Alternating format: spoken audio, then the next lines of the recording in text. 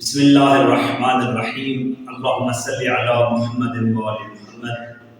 ماہ شعبان اللہ کی طرف سے بہت زیادہ بابرکت اور مبارک مہینہ ہے۔ اس مہینہ کی پہلی نسبت کہ اس میں سربراہان توحید، سربراہان کاروان کربلا،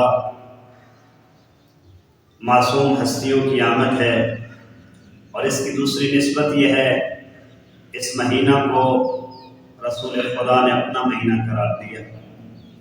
اس مہینہ میں عبادات، ذکر و اذکار کا بہت زیادہ اجر و ثواب ہے، لیکن دین اعمال جن کی روایات میں بہت زیادہ تاکید ہے، اگرچہ وہ چھوٹے عمل ہیں لیکن ان کا اجر و ثواب بہت زیادہ ہے۔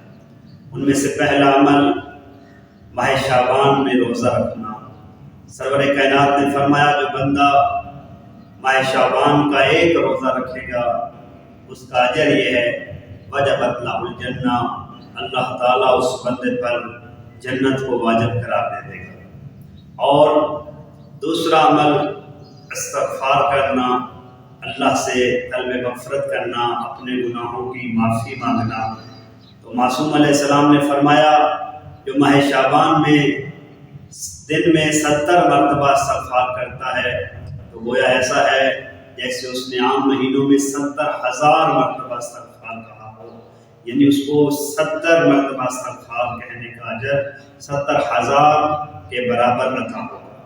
اور تیسرا عمل فرمایا اللہ کی راہ میں صدقہ و خیرات کرنا، جو ماہ شعبان میں نصف کھجور، آدھا خرما، آدھی کھجور بھی راہ خدا میں کسی کو دے گا، اللہ تعالیٰ اس کھجور کے بدلہ میں اس پر جہنم کی آگ کو حرام قرار دے گا۔